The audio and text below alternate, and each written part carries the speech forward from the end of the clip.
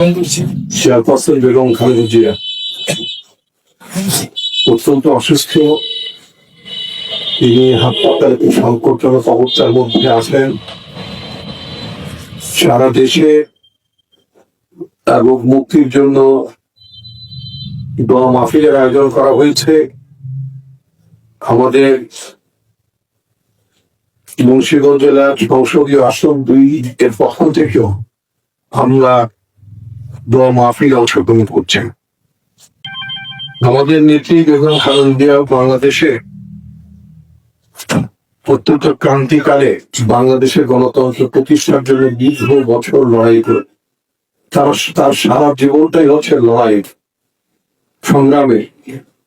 সে 1971 সালে যখন আমাদের পার্টির পতিত জিয়াউর রহমান স্বাধীনতার ঘোষণা দিলেন, তারপর পরই তিনি পাখনাদার বাহিনীর কাতরবন্দী হলেন 2 পুত্র সহ।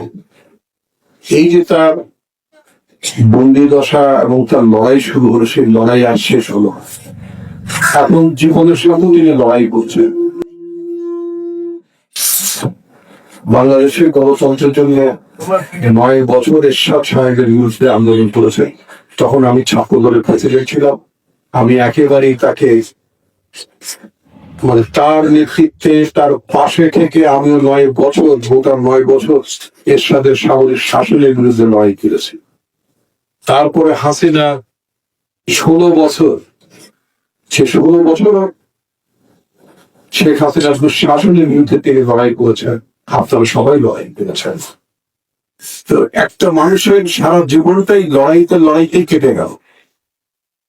এরপরে শেখ হাসিনা তাকে মিথ্যা মামলা দিয়ে তাকে আটক করলেন এবং একেবারে যেটাকে ইঙ্গিত করে স্লো পয়জন করা, মানে ধীরে ধীরে খাবারের মধ্যে এমন ভাবে বিষ প্রয়োগের ঘটনা ঘটালেন যাতে তিনি আস্তে আস্তে নিশ্চয়ই হয়ে পড়ে।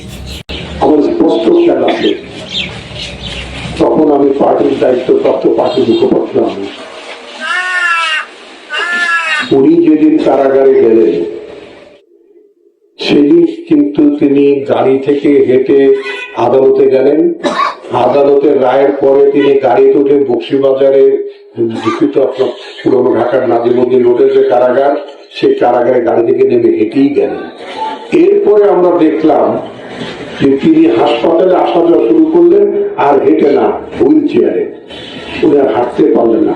খাবারের সাথে এমন বিষ প্রয়োগ করা হয়েছে, এমন জিনিস মেশানো হয়েছে যার পরিপ্রেক্ষিতে একটা সুস্থ মানুষ অসুস্থ হয়ে পড়ে, তার লিভার নষ্ট হয়ে গেল, তার হাঁটা চলার ক্ষমতা শেষ হয়ে গেল।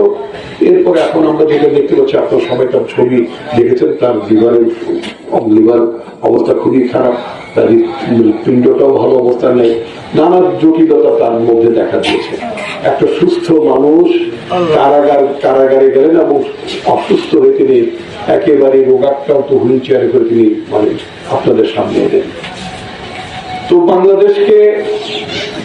বাংলাদেশ সামনে একটা নির্বাচন হতে যাচ্ছে। উনি যখন অসুস্থ অবস্থা থাকলেও তিনি জাতির সামনে একটা মুরব্বীর মতোই ছিলেন। সবাই দল মত নির্বিশেষে তাকে মুরব্বীর মতোই মানে, সেটা সেনাবাহিনী বলেন, প্রধান উপদেষ্টা প্রফেসর মোহাম্মদ ইউনূস বলেন, সবাই। আজকে উপদেষ্টা পরিষদের সরকারি উপদেষ্টা পরিষদের পক্ষ থেকেও তার জন্য বিশেষভাবে দোয়া করা হয়েছে। সারা দেশেই দোয়া হচ্ছে, আপনারও দোয়ায় সামিল হয়েছেন। মুন্সিগঞ্জের অন্য কোনো আসনে এরকম দোয়ার আয়োজন হয়েছে কিনা আমি জানি না, কিন্তু মুন্সিগঞ্জ 2 আসনের তরফে আমার সাথে যারা আপনার হাঁটেন অথবা আপনাদের সাথে আমি হাঁটি, একই কথা। আমি আর আপনি হাঁটার মধ্যে কোনো পার্থক্য নেই। আমরা যারা আছি, আমরা সবাই আমাদের দেশনেত্রী বেগম খালেদা জিয়ার রোগ মুক্তির জন্য আমরা দোয়া মাহফিলের আয়োজন করেছি। মনে যে আকুতি আপনাদের দোয়ার বরকতে আমরা যাতে তাকে সুস্থ করে দেন, কারণ দেশের জন্য তাকে খুব দরকার। ওনার অনুপস্থিতিতে দেশে নিরাপত্তা খুব সংকটের মধ্যে পড়তে পারে, নির্বাচন সংকটের মধ্যে যেতে পারে। জাতির একজন অভিভাবক দরকার। সুতরাং আগামী নির্বাচনে আমাদের অভিভাবক হিসেবে আমরা যেন আমাদের পার্টির নেত্রী বেগম খালেদা জিয়াকে হায়াত করেন, তিনি যাতে আমাদের দেশকে নেতৃত্ব দিতে পারেন এবং বাংলাদেশের যে গণতান্ত্রিক অভিযাত্রা, সেই গণতান্ত্রিক অভিযাত্রায় তিনি যেন সামিল হতে পারেন। আল্লাহ কাছে তাকে সে নেক হায়াত দান করেন। আমাদের এখানে একজন সাবেক সংসদ সদস্য ছিলেন বিদ্যা রহমান সিনহা সাহেব, তিনি অসুস্থ। তার পরিবারের পক্ষ থেকে দোয়া চাওয়া হয়েছে। আমরা সবাই ফার্স্ট দিলে তার জন্য আমরা দোয়া করবো যাতে আমরা তাকে সুস্থতা দান করি।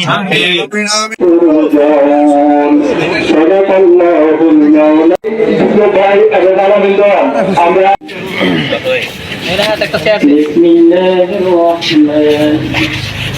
জন্মলগ্ন থেকে আজ পর্যন্ত যত মাইন ছেড়ে গেছে আল্লাহ সকলের কবরের আযাবগুলো আপনি নাজাত করে দিয়ে সকলের কবরগুলোকে জান্নাতের বাগান বানিয়ে দিন। আপনার গুনাহের বাকি নাই ইয়া রাব্বুল আলামিন।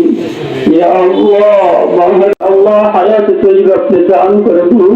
ইয়া আল্লাহ আবার জনগণের আপনি খিদমত করে আপনি তাকে আল্লাহ আপনি তাকে পরিপূর্ণ সুস্থতা দান করে দিন। নেক হায়াত আপনি দান করে দিন। ইয়া আল্লাহ দিন বিরেক করি আল্লাহ সালমান নামে আল্লাহ সুস্থ বয়সেছেন আপনি তাকেও পরিপূর্ণ সুস্থতা দান করে দিন। হায়াতে তৈয়বা আপনি দান করে দিন। ইয়া আল্লাহ বিএনপির অনেক কর্মী আল্লাহ অসুস্থ অতিথি আল্লাহ বিশেষ মেহমান ইয়া আল্লাহ নেতৃবৃন্দ এবং ইয়া রাব্বুল আলামিন যারা উপস্থিত হয়েছেন আল্লাহ সকলকে আপনি কবুল